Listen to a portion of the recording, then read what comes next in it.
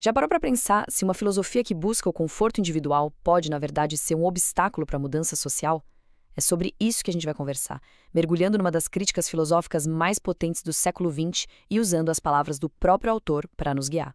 Para começar, vamos pensar nessa imagem poderosa do filósofo George Lucas. Ele descreve um tipo de filosofia como se fosse um hotel de luxo, sabe? Com tudo do bom e do melhor, só que construído bem na beirada de um precipício. Então, o Lukács vai dizer que essa filosofia, que ele chama de irracionalismo, ela oferece esse conforto de estar no hotel, olhando o abismo de longe. Só que, no fundo, isso acaba impedindo uma crítica de verdade à sociedade.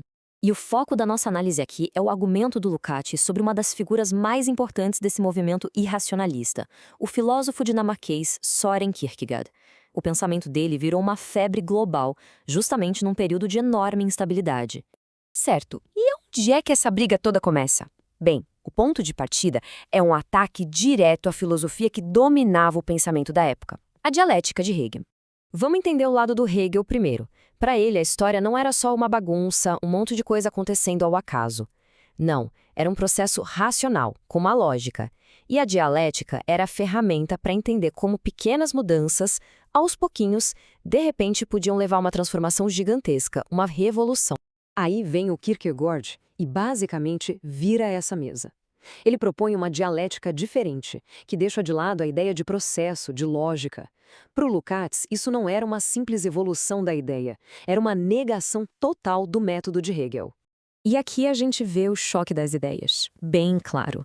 De um lado, a visão de Hegel da história como um processo racional, objetivo.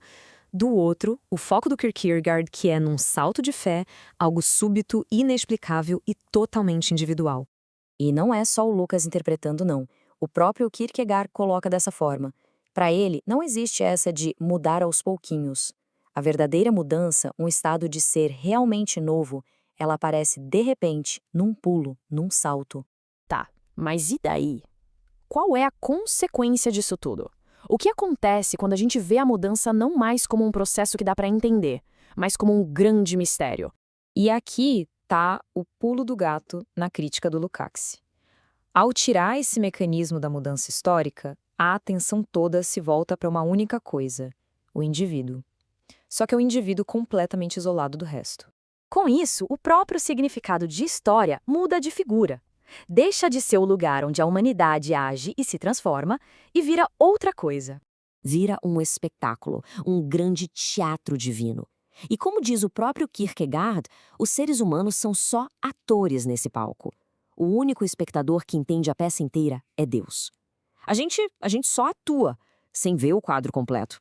O resultado disso, na análise do Lukács, é um profundo pessimismo histórico. É como se a gente desistisse de entender ou de tentar mudar o rumo das coisas. A ação de verdade fica trancada na nossa vida privada, pequenininha, e a ideia de progresso coletivo é abandonada.